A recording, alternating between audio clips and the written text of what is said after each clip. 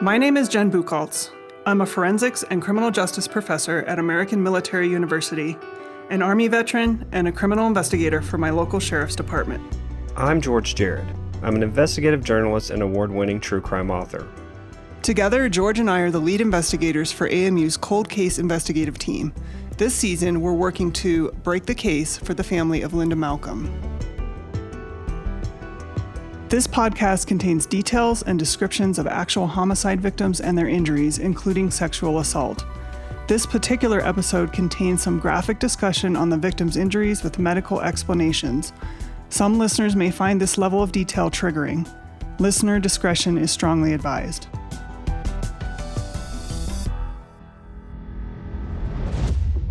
Previously on Break the Case. After spending 10 years hounding the Port Orchard Police Department and finally having no faith in giving up, I honestly thought we would probably never find out. After meeting with the police department the other day, I feel confident now that they are really trying to work on it hard.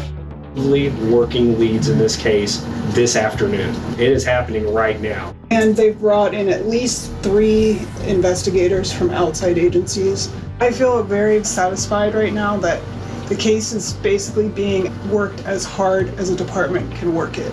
We are honing in on this killer. Hey everyone, it's Jen back here on Break the Case with a very special guest today.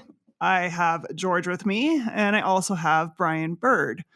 And I think listeners are going to be really interested to hear how we met Bryan. But first, Bryan, can you explain to listeners what your background is? Sure. Thanks for having me. I appreciate being involved with the team. I am a physician assistant. I graduated University of Alabama at Birmingham Surgical Physician Assistant Program in 2019 and have worked in critical care as a physician assistant since then. Prior to becoming a physician assistant, I was a respiratory therapist for 20 years and worked mainly in the ICU and a level 2 trauma emergency department. So my background has been in medicine for well over 20 years. And you're Army veteran, right? I am. I spent 3 years in the U.S. Army. I was in the infantry and was stationed in Fort Carson, Colorado first, and then in Baumholder, Germany with the unit over there. That's so funny, George. I can't remember if I told you this, but Fort Carson was my first duty station too. That is interesting. Yeah, we didn't overlap years there, but it's funny when he said that was his first duty station. I'm like, oh, it was mine too. Yeah. And it's right down the road from both of us now. Exactly. Mm-hmm. I'm super excited to have you with us because George and I have been looking for someone with medical expertise to help us dig into Linda Malcom's autopsy and her injuries and help us better understand those. So you are a blessing to our team, let me tell you. Well, thank you. I'm excited to be involved. I discovered you guys by happenstance, just watching YouTube in the evenings. I'm a little bit of a science nerd and really particularly interested in murder cases, cold cases, kind of through a scientific approach, making the data make sense and trying to sift through all the information as a team, and everyone has something to bring together. So that's when I reached out to you with this crowdsourcing that you do, you and George. And so I'm really excited to be a part of the team, and hopefully I can contribute something. Oh, yes, you already have. So, Bryan, I guess let's just kind of get into it. You've examined Linda's autopsy, and you came away with some conclusions that Jennifer and I thought it was fascinating reading. I don't know what you would call it, the dossier you sent us on this case. Starting off with one of the interesting conclusions that you came up with was that there was blood coming out of the left side of her mouth. And what does that mean to you? George, that's exactly right. Just looking at the autopsy photos and reading the autopsy report, the photos that I looked at showed that there was blood coming out of one side of her mouth. And so oftentimes when we see that in the medical setting, that is indicative of blood that's coming up from the lungs. So it tells me that at some point she had blood in her pulmonary system that erupted up her windpipe, known as the trachea, and was coming out of her mouth. At takes a pretty significant amount of blood for that to happen. And her lungs did have a great deal of blood in them, didn't they? Yes, they did. It looks like there was about 3 liters in her right lung, and I think 2.5 liters in the left lung. And I'd like to elaborate on that a little bit, just from an anatomical perspective. So, we have 2 lungs, one on the left side and one on the right side, and those are connected to a central windpipe known as the trachea. The trachea comes from the mouth down to connect to the lungs. The trachea splits right under the sternum, and one trachea, known as the right main stem, goes over to the right lung, and then another piece of the trachea, known as the left main stem, goes over to the left lung so that both lungs get air. The windpipe that goes over to the right lung is not as acutely angled as the one on the left. So oftentimes, clinically, whenever someone aspirates or they have a foreign body that goes into their trachea, we oftentimes see that settle out into that right lung because it's the path of least resistance. And so seeing that she has 3 liters of blood in her right lung, that makes complete sense just based on the anatomical design of the left and right trachea. Wow, I never knew that. No. Yeah, left and right main stem, it splits off or bifurcates from the trachea. So, how many liters do we have on average in the human body of blood? So the human body has about 4 to 6 liters of blood. And it looks like most of the blood in her body went into her lungs. So unfortunately, she would have, in a sense, drowned in her own blood and suffocated from this. How quickly do you think her lungs filled with that blood? I think it probably happened fairly quickly, within 3 minutes to 5 minutes. And while that's a short amount of time, it's also, in a sense, a long amount of time to suffer and to struggle to breathe. Sure. I mean, I'm just imagining like if you're stuck underwater for 3 to 5 minutes, that's forever in a day Yeah. that you're struggling. Well, Jen, there's another aspect to it too. She may have been unconscious at this point. Mm-hmm. So maybe she wasn't consciously suffering. We could hope for that. Hopefully not. Yeah. Hope so, yeah.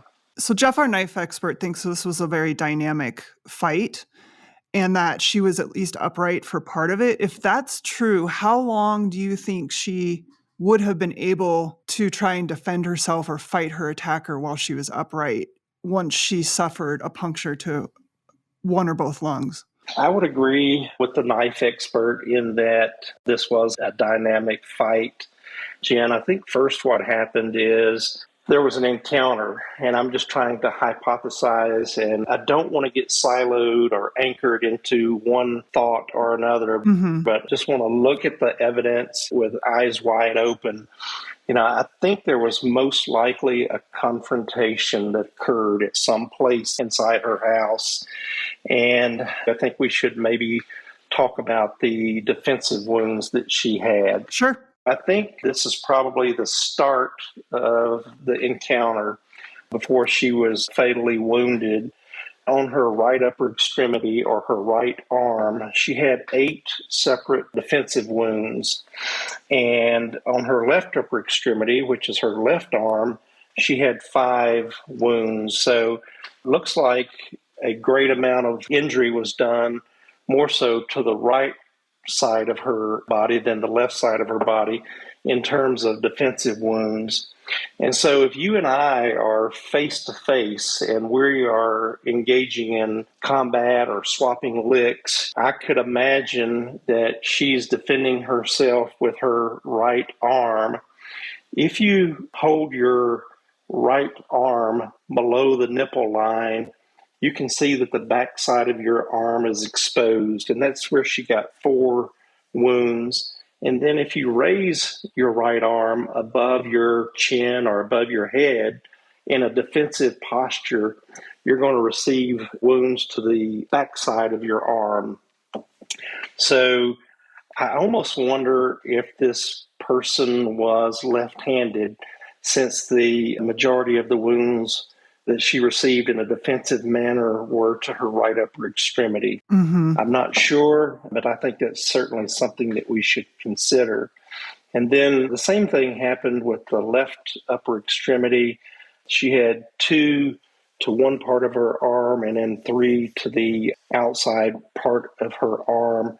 So, our knife expert alluded to the fact that the person that did the stabbing likely injured themselves. Mm-hmm. And I almost wonder if this assailant started out maybe using their dominant hand. I think that makes sense. Yes. And it might have been their left hand causing injuries to her right arm as if they were facing one another, Mm-hmm. potentially injured their hand and had to change hands, which would explain the fewer injuries to the left upper extremity. Maybe the person wasn't as comfortable using their non-dominant hand and delivered fewer blows there. I don't know. That's something that I do think we should consider, though. Yeah, that was such an interesting observation that I had not thought of. So I'm so glad that you brought that up because we don't know what hand for sure the killer used. And I thought your idea that maybe they switched hands was really interesting too, because I didn't think of that. Yeah. No, that would definitely throw a monkey wrench into the works, because if you're trying to figure out the dominant hand of the assailant, if they switched hands, that would cause all sorts of different information patterns that we'd have to examine. Bryan, she had 2 areas of blunt force trauma. Could you tell us what you thought about those injuries? Yeah, she had a laceration over her right temporoparietal area, and some highly medical terms, with a subgaleal hemorrhage. And basically, I think if I were to put that into lay speak, that this subgaleal hemorrhage would be comparable to a bruise that would be seen, which she also had on her chest wall. And so if she had this injury over her right side of her head, that almost speaks to me saying maybe this person hit her with their fist using their left hand, which gets back to this potential left hand dominance to be considered. I've hypothesized that with a blow to this side of the head, it may have knocked her back on the bed and potentially knocked her out or really stunned her. And then there was another blunt force injury that she suffered, which was a subfascial hematoma to the right side of her rib cage, which here again is indicative of some sort of a blunt force trauma. And this may have been a strike again with the left hand to her rib cage. I didn't see any evidence that the ribs were broken here. So it was a forceful hit, but not enough to break any ribs. That makes sense. Is it possible the blunt force trauma to her head could have been caused by her falling into something? Like if she tripped or got pushed, could it have also resulted from her hitting her head on something? It's certainly possible. All possibilities are on the table. She did have a cut to her head, so that's certainly possible.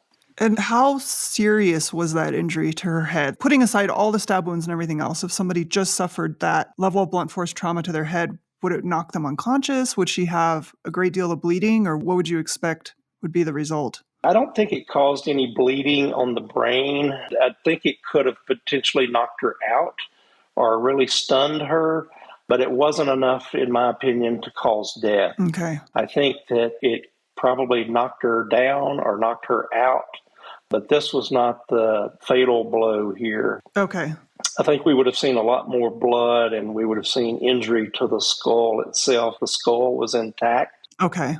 So it's an injury that a person would recover from in normal circumstances. Absolutely. Okay. That helps a lot. Yeah. So we know that one of the stabbing injuries punctured the right atrium of her heart. Yeah. And you had some interesting conclusions about what would have happened after that wound was delivered. What are your thoughts? Again, all of this is very dynamic and happening very quickly.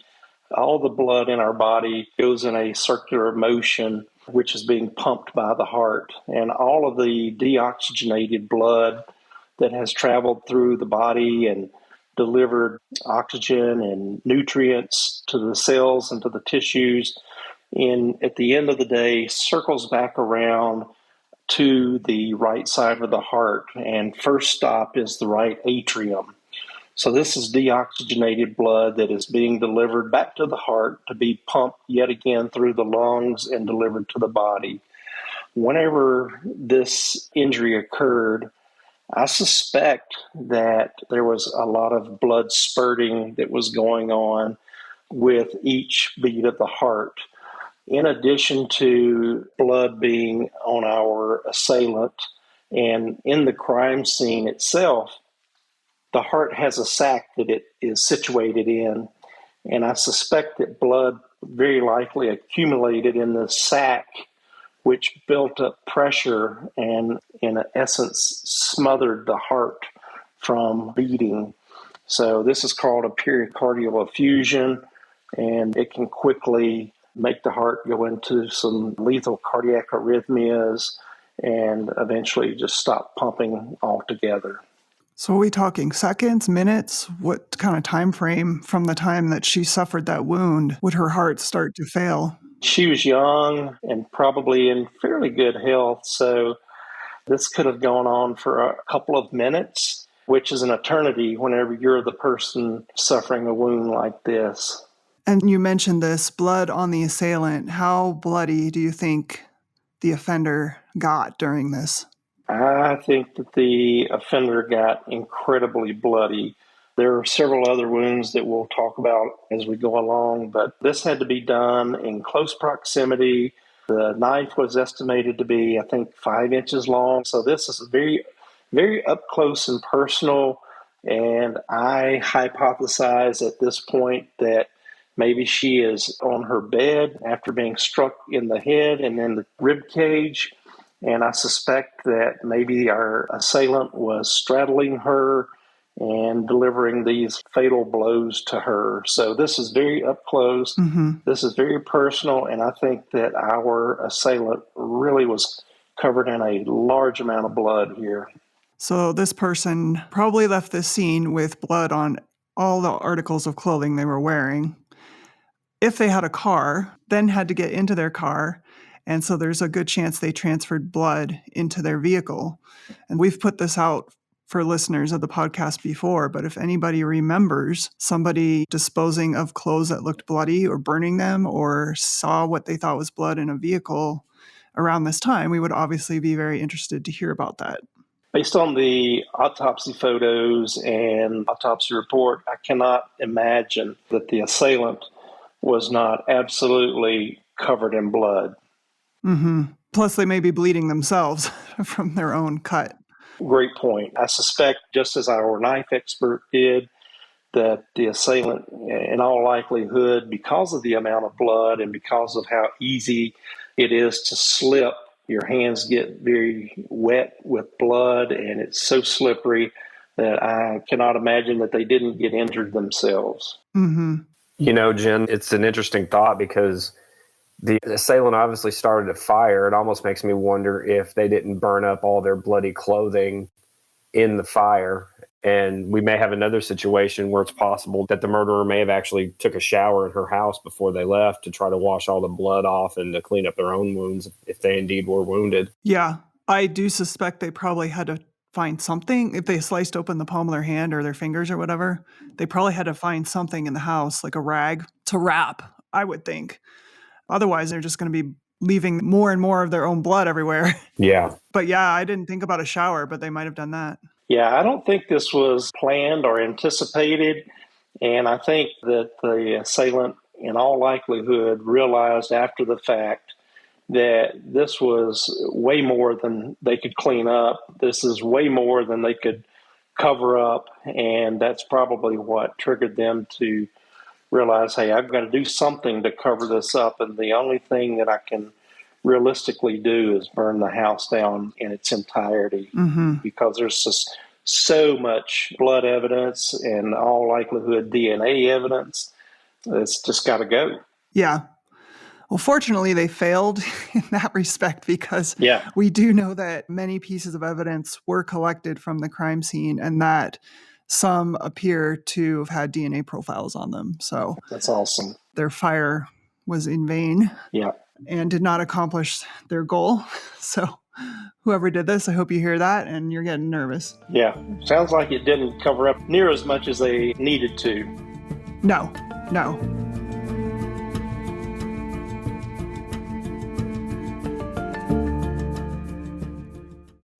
Cell phones, computers, vehicle data, security cameras, all digital evidence during the investigation of a crime.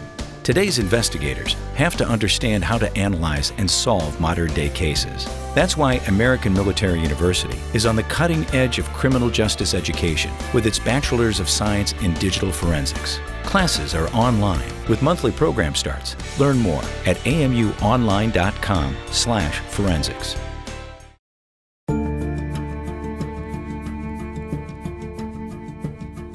So you also pointed out in your notes that the liver is very vascular, and we know that Linda did have a couple stab wounds to her liver. Can you talk to us about that? Yeah, there's a couple of things here. The liver is on the right-hand side of the body. This makes me, again, think the possibility of a left-handed assailant is certainly within the realm of possibility. If you're facing someone and you're attacking them with a knife, it would be a lot easier to strike the liver if you were left-handed than if you were right-handed. I'm not saying that it's impossible, but it makes it more conceivable.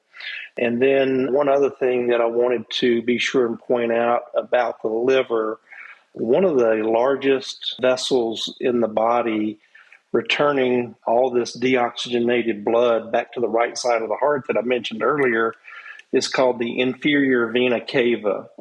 And the inferior vena cava runs through the liver, through the backside of the liver.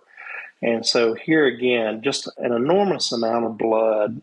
I think about 20 to 30% of our blood goes through the liver. It's a very vascular organ. And so whenever our assailant struck Linda in the liver with this knife, there had to be massive hemorrhage, massive blood flow. And if it struck the inferior vena cava, would have been another fatal blow, with Linda quickly becoming unconscious and essentially bleeding out. And so I think that there was blood everywhere.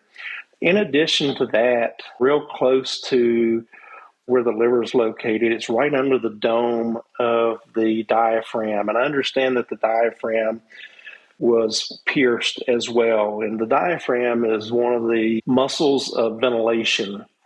So whenever this diaphragm was punctured, it was in all likelihood taken out. We have a diaphragm that goes from the left side of our body to the right side of our body, but is broken into two pieces. We refer to that as the left hemidiaphragm and the right hemidiaphragm. And so in addition to her liver being punctured and a lot of blood loss, one of the primary muscles of ventilation was severely injured with that blow. Oh, interesting. I did not realize that. If someone suffers, say, one stab wound to the liver and that's it, if they get quick medical attention, can they be saved? Or is it almost always a lethal injury? I think they could be saved if they received medical attention soon enough, especially if the inferior vena cava was not injured. I think one of the hugest takeaways from your analysis is that this fight could not have lasted very long, that it was pretty short-lived. Yeah, I think so. Very violent. It seems to me a very personal and a very enraged person. Very tragic. For sure. And totally unnecessary, obviously. Absolutely. So Linda was petite, right? She was pretty small. And you had noted her size as being an interest because George and I have talked about this too. It's like, if, say, her attacker is a large male, why did he have to go to this much trouble to overpower her, right? That's certainly a big deal in this case, Jen. I'm 5'11", 250 pounds. I think she was 5 foot and 100 pounds on autopsy reports. So let's say she was 110, 120 living. Mm-hmm. For most men, I think of my size, she would not be someone that would be difficult to control. If I wanted to toss her around or to subdue her, I think I could do that quite easily with no weapons at all. So I find it interesting that a weapon was used to be able to, at least in the initial phase, subdue her, to which she had defensive wounds, trying to fight off her attacker. So I think in this case, we have to look at our assailant's size. Mm-hmm. I don't think this is a big person, because I think a big person wouldn't had to have gone to this extent. George, I remember you saying the same thing when I was at your house. We were talking about this. George's wife is very petite, like Linda was. And I mean, George isn't going to attack his wife. I know that. He's saying, why would I need to go get a knife to subdue somebody that size? Yeah. I wouldn't need to. Yeah. Yeah. I guess the one detail that kind of stands out to me is that if this was a large man or even just a man, period, I don't understand why they needed a weapon. Right. And then the other thing is, just keeping the blinders off here, maybe this was a young male, maybe in their late teens or early 20s, and they were small in stature. So that would be something to certainly consider as well. I don't know who the neighbors were or anything, but I think that's something that should be considered. Something that just occurred to me is maybe the use of the knife screams inexperience. I think people believe it's easier to stab someone than it actually is. And so maybe somebody thought this would be a much easier task than it turned out to be, which in turn would say inexperienced criminal, someone who had never been in a knife fight or any type of fight before. Just possibility. I want to go back to one more injury. There's an injury that appears very close to her spinal cord. What are your thoughts on the damage that injury caused? And do you think it damaged her actual spinal cord, resulting in possible paralysis? Yeah, I think the injury that you're speaking of was the final injury that was dealt to Linda. I think at this time she was probably already deceased from the other injuries that we've already discussed. I think she bled out, and I think she suffocated due to all the blood volume that was evident in her lungs. With this injury, if she were alive, it would have cut off all electronic communication, nerve innervation below that, which includes breathing and heartbeat. She would have been completely paralyzed. The spinal cord is not deep, so with a 5-inch knife, it's very conceivable that it would have severed the spinal cord, if not completely, at least in part. If it had not been the last one, say for some reason it was the first one, she wouldn't have been able to function after that, right? That's right. Okay. I think it's a fatal blow. The coroner said the same thing too, that was one of 4 lethal wounds that she suffered. After the defensive wounds, let's say this was a first blow, then all of these others would have been incredibly, incredibly unnecessary. Yes. And I think that this person was enraged. I think they were really pissed off. And I think they were wanting to get out of there. And so I just can't see it going in that order. Mm-hmm. So here's my issue. George and I have discussed this, and you and I did a little bit, Brian, but I would like to talk about it more. No matter when she suffered that stab wound, how does she end up on the far side of her bed on the floor? Because from that point, she's not conscious. I don't think she could have been. What are you guys' thoughts on how she ends up where she does? If it's okay with you guys, I'd like to give my rendition of what I think happened from start to finish here. Yes, absolutely. Sure. Go for it. We'd love to hear it. So I think at some point, Linda discovered that there was a person inside her house. Whether they were invited or not, there was a confrontation that took place with Linda and this person. I think words were exchanged, and I think it escalated. I think it became very heated. I think the assailant had a knife that they pulled out. I think that they started making stabbing motions towards Linda, which explains her defensive wounds. I would suspect that she probably was backed into a corner, literally, backing up to the edge of her bed with the back of her knees at the edge of her bed. I think that once the assailant was injured, that they struck her to the left side of her head with their left hand. I think they struck her to the left side of her chest with their left hand. I think the blow to the head made her pass out, and she fell back on the bed in a crossways type manner. I think that the assailant stabbed her front on, both in the chest and in the liver. I think that she bled to death. I think that she suffocated.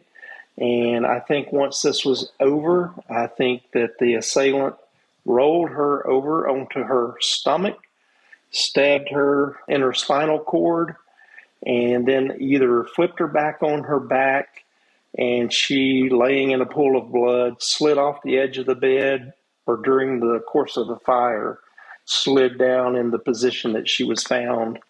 That's just my hypothesis. Okay. What do you think, George? It seems kind of factual based on what we know. Yeah. I mean, it's a very good hypothesis. The way she ends up is just really odd to me. Well, the thing of it is, we got to remember something. When somebody's in an absolute rage to the point where they're killing another human being, there are just some details that don't make any sense. Mm-hmm. That's exactly right. It happens. Yeah. And all of this will make more sense later down the road, I'm sure. I hope so. Yeah. The level of overkill in this murder, it's truly unbelievable. Absolutely. Yeah, I agree with you, George. This is an extreme level of overkill, which makes me think that this is somebody that she interacted with on a frequent or semi-frequent basis. This is someone that she, in all likelihood, knew and had done something to anger this person to the point that they just really let it rip. Mm-hmm. I think that if this were some sort of a robbery or something like that, it would have been a one and done. But this was clearly a very brutal, a very violent and tragic way to die. For sure. Mm-hmm. My top theory is this erupted out of some level of rage at her. I don't think it's a sexual encounter that went wrong. I don't get that feeling at all, even though I know she's naked, and that's an odd detail too, but there's other explanations. I think, like you just said, there's some altercation that occurred. She knew the killer, and they were just beyond pissed at her for whatever reason. One other thing that I did want to throw in there, a couple of things actually. Mm-hmm. Some of the wounds that were documented in the autopsy report indicate that they did not penetrate the thoracic cage. And back to what we were talking about previously in terms of her size, I've got a lot of meat on my bones, and Linda did not have a lot of meat on her bones. She was a very petite person. Mm-hmm. And for some of these knife wounds not to penetrate the chest cavity itself kind of speaks to the point that this assailant was, in all likelihood, just covered in blood, especially with their hands, and that whenever they lunged at her with the knife, that it struck her but didn't penetrate the chest. And I suspect that at that point, the assailant, their hand was probably slipping on the knife, because it wouldn't take a lot of force to penetrate Linda's chest based on her anatomical size. Okay, that makes sense. Well, and also could be indicative of something else too, that her attacker just didn't have very good manual dexterity, which could also be a sign that the person who's doing this is female. Exactly. And just lacked the strength to drive the knife through the chest cage. Mm-hmm. We're pretty confident, based on Jeff's analysis, that at least one attempt was in the sternum area and that the sternum stopped the knife. And he thinks that there's a good possibility that that was when the killer's hand slipped down the knife blade. But there's probably others like that too, where it hit ribs or whatever and didn't penetrate. Exactly. And I think you mentioned this before, but just to reiterate it, I think it's really important for anyone that's tuning in or listening to think back. Was there someone that had a hand injury during the time surrounding Linda's murder? Someone that maybe she interacted with? Because in all likelihood, this person was injured as well. Yeah. Mm-hmm. And maybe not to the point of needing stitches, but to the point where their hand was, they were going to have it bandaged for a few days, I think at a minimum. And obviously, if you're around other people, somebody's going to notice or maybe ask about it. So again, a call out, if you remember anybody in the Port Orchard area, in May 2008 afterwards that had a bandaged hand, we would really like to know about that. George, you got anything else? Jennifer and I talk about this. It's interesting when we talk to people who have different expertises in different fields. It's always interesting to compare and contrast their conclusions, because you came to a lot of similar conclusions to Jeff. Not all similar, obviously, but it's interesting because we get to see these things from so many different angles. Yeah, and I think that's the power of our group, is that we have different areas of expertise and we all have something to bring to the table. Yeah, and if you think this is the only time we're going to consult you, you're mistaken. I look forward to it. I would like to say one thing, if I may. Yes. Just to Linda's family, know that we care about you and that we are working very hard, and hopefully we will be able to make some contribution to you getting closure. Definitely. Our thoughts are always with the family. For sure. Well said. We've emphasized over and over that this is the best chance Linda has now of her case getting solved. The team that the Port Orchard Police has put together with outside resources and everything, it's the most broad, experienced team that's ever been on her case. And so if this is going to be solved, this is the year. They just wanted every resource possible put towards Linda's case, and they have that now. So it's a very positive step. And just one other thing, if the assailant is listening and tuning in, maybe their heart has been heavy for many years and they just want to unload this burden that they've been carrying around. Maybe now's the time to turn themselves in and just put an end to this. Yeah. I am positive the district attorney would certainly take that into account if somebody came forward, rather than detectives having to go knock on someone's door and putting cuffs on the person. They always take that type of action into account when looking at the charges and sentencing. Great point. So I'm glad you brought that up. Yeah. Well, Bryan, thank you so much. I am so glad that we connected with you through YouTube of all places. Yeah. But we have been looking for someone with your expertise for a while, and so this was meant to be. I have learned a lot today during this conversation. This has been so helpful and insightful, and I think it will be for all the followers of Linda's case as well, and the detectives who are working it. Well, thank you, George, and thank you, Jen, both for having me and allowing me to play a small role in this, and look forward to many more. Yes, definitely. You're part of the team now. You're stuck with us. Fantastic.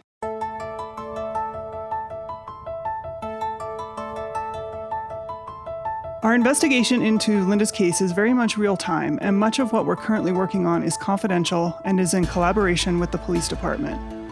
Listeners should know that there are some exciting developments happening in Linda's case. We don't have a set schedule on releasing our next podcast episode, but as soon as we have updates that are publicly available, we will record and publish. In the meantime, I encourage everyone listening to join the Facebook group dedicated to Linda's case called The Unsolved Murder of Linda Malcom. George and I actively participate in that group and lead dynamic and intriguing discussions about the case. We greatly encourage all members to share their thoughts and ideas. More to come very soon.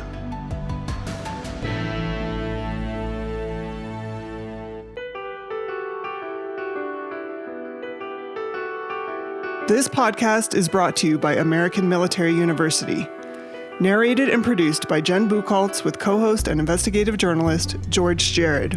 Senior producers Leishan Kranick, Andy Crow, and Kristen Kretzler, with support from Lisa Tanis. Sound engineering and editing by Harvest Creative Services.